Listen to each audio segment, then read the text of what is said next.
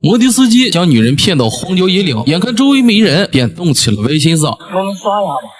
说着，顺势把咸猪手搭了上来。女人急忙闪躲，但这里四下无人，即便求救也没人能听到。你看嘛，下这么大的雨，斜着也是斜着，我们耍一下，我们相互帮助，你看多好。女人只好将计就计，满口亲昵的叫着对方大哥，还让他去前面的坊子看看，给两人找个耍得开的地方。是啊的，亲爱的，你等等我啊，我马上就来。女人见他欲火焚身的跑远，翻身就骑上了他的摩托，赶紧逃离这是非之地，只留下司机一个人在雨中凌乱。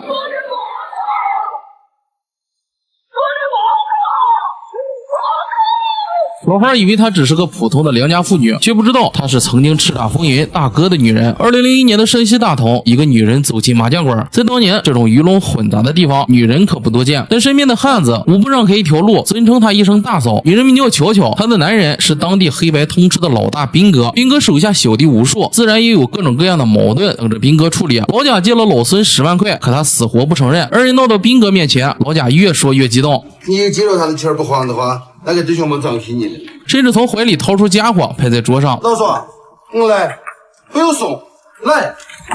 老孙真的接过手枪，拉响了栓，老贾怂了，斌哥伸出手压下老孙的枪。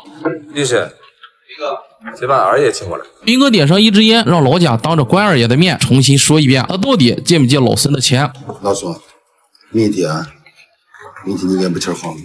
这就是江湖，兄弟朋友之间可以耍赖扯皮，但在关二爷面前不行，这是江湖儿女们的信仰。二爷也给这群无法无天的混混们套上无形的枷锁，给那个混乱的年代添上了一丝秩序的味道。兄弟们产生了隔阂，当晚斌哥将兄弟们聚到一起，请大家喝五湖四海。所谓五湖四海，就是将各地的烈酒倒在洗脚盆中，大嫂一声令下，每个人都舀上一杯，没有古惑仔中歃血的气魄，但其中的江湖气却丝毫不减。来，兄弟们，五湖四海皆兄弟。肝胆相照，肝胆相照，走一个，走！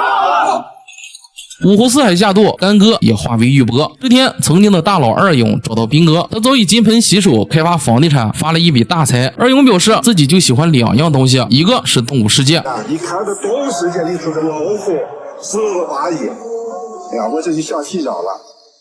他不吃呀、喝呀、斗呀，搞要野情一样呀。另一个则是国标舞，为此他还特意请了2名国标老师，说把2人脱去外衣，来到舞厅中间跳了起来。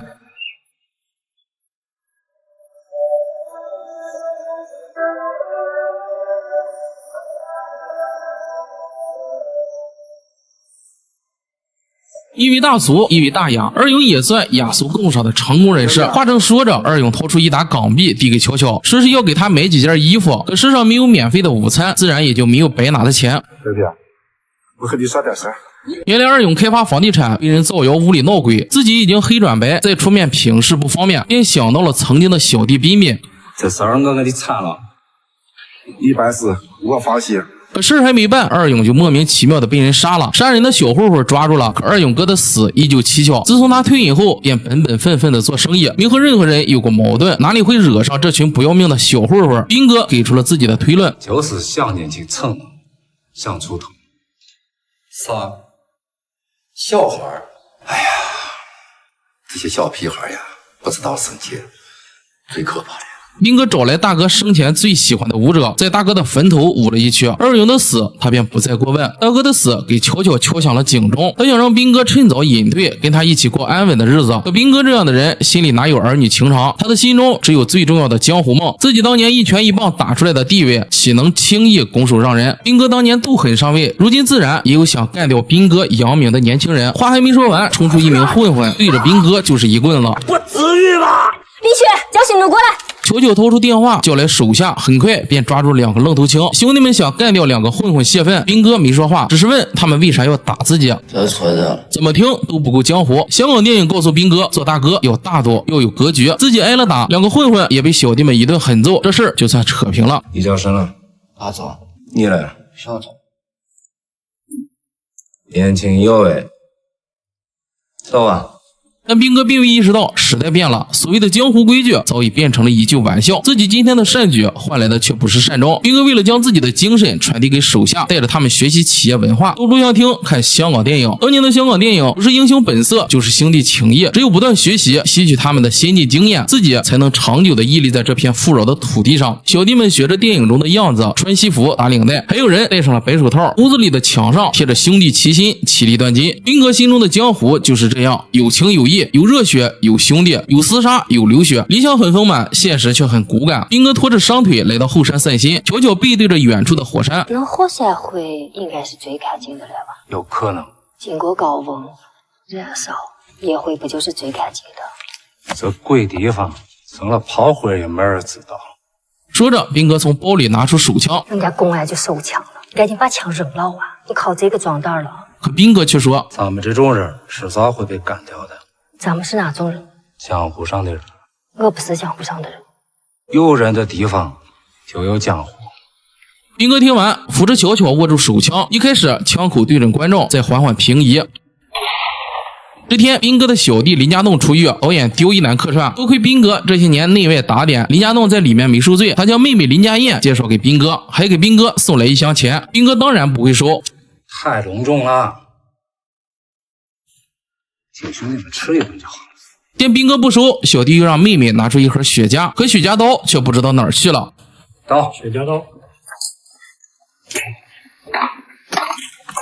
晚上，巧巧抽着雪茄，坐着车，随口一提自己想去呼和浩特吃烧麦。兵哥嘴上说着太远，还是拿起了电话。丫头，去呼和浩特。第一个路口还没转过去，兵哥的车就被一群摩托给围了。混混们不但用头盔砸着车窗，司机下车蹬飞一个，可双拳难敌四手，司机很快招架不住，被一群年轻人打倒在地。兵哥在车里用毛巾缠住拳锋，一拳打出，将车窗连带混混的鼻梁一起打断。走下车，一拳一个。兵哥的江湖地位就是他一拳拳打出来的，这样的场面他见多了。可兵哥能打3个5个，打得过10个20个吗？何况混混们还带了铁锹。你是很牛逼吗？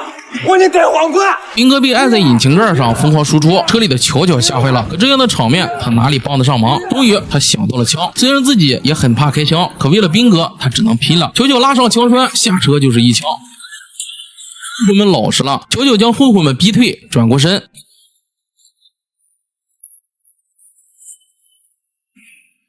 这2枪救下了兵哥，但兵哥的江湖地位也随着火药的硝烟彻底散去。巧巧在审讯室中一口咬定枪是自己捡来的，与兵哥没关系。他因非法持枪获刑5年，兵哥只被判了打架斗殴，获刑1年。监狱里的时光平淡如水，唯一值得记住的事只有2件，一件是5年来唯一一个探监的朋友，另一件是换监。车上的巧巧目不转睛地盯着窗外，期待能看到兵哥的身影。这5年，兵哥就像人间蒸发，从未来看过巧巧。5年的时光一晃而过。2006年，巧巧出狱，他穿着鹅黄的短衫，坐船途经三峡大坝，来到奉节。他听说兵哥和林家栋在奉节做生意，也许是监狱中待得太久，门一开，巧巧就条件反射地站起身，这才反应过来自己已经出狱，又落寞地坐下。与他同船的是一名吃饭都要祷告的大妈，看样子是一名虔诚的信徒。他出去打给林家栋打听兵哥的消息，得到的却是不知道。等他打完电话回舱，才发现自己的钱包被偷了。这年头信教的也开始违法乱纪了。巧巧无助又颓然，偌大个奉节竟没有自己的容身之所。夜晚很快过去，巧巧还是没能找回自己的钱包，只能下了船，跟随人流走上大街，在集市上找到了小偷。看到巧巧，女人一脸懵逼，随后便想了起来，将身份证还给他，至于钱早就花光了。三峡两岸曾经住满了人，随着水位上涨，这里早已人去楼空。就像巧巧的心情，他为兵哥蹲了5年的牢，可如今才明白自己就是一个笑话。他找到潮州商会，这是当年的小弟林家栋的产业，挥挥手，前台并没有注意到他，再敲门，最终变成了砸门。前台终于听到了动静，抬起了头，不耐烦地走到门口，知道巧巧来找林家栋后，便进门通报。巧巧终于见到了林家栋，曾经给大哥递烟都不配的小弟，如今鸟枪换炮，成了潮州商会的主人。对这位往日的大嫂，除了客套，再无半点尊重。林家栋自知心虚，不停掩盖着兵哥的行踪。他人确实在奉节，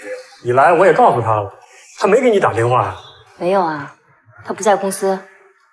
我们这儿都企业化了，哪养得住兵哥呀？从林家栋口中得知，兵哥在忙发电厂的项目。巧巧继续问发电厂的位置，他的事儿我也不清楚。林家燕的一番话彻底让巧巧寒了心。 Anyway， 人的感情是会发生变化的，人嘛，应该属于自己，可以处理好自己的感情。这5年的时间太久，斌哥已经成了林家燕的男朋友，所以不方便出面见巧巧。这个让他来跟我讲。巧巧不知道，此时的斌哥就如一只缩头乌龟，躲在隔壁的屋子。自从那次枪响后，斌哥再没了先前的霸气，早已不是当年的江湖儿女。巧巧最终也没能见到斌哥，只能背上背包回到大街上。身无分文的他又饿又累，恍惚间走到街头表演的现场，听了一首老歌后，他还收到了一支玫瑰花。但玫瑰花并不能填饱肚子。巧巧继续前进，他找到了一家人办酒席，装作新娘的同学送上祝福，用玫瑰花换了一顿饱饭。巧巧又不知在哪过了一夜，天亮后继续前进寻找斌哥。身无分文的巧巧不得不用点江湖的办法。他走到一家高级酒店，看到穿着光鲜的大哥，就开始套路。我是他姐姐，我没流产。流产了哇！你却在这里大吃大喝的，有没有良心啊？你把老子当哈巴了说，你给我哈！流产流个蠢蠢！很显然，大哥识破了巧巧的计划，将他赶走。巧巧并没离开，很快便盯上了下一个目标。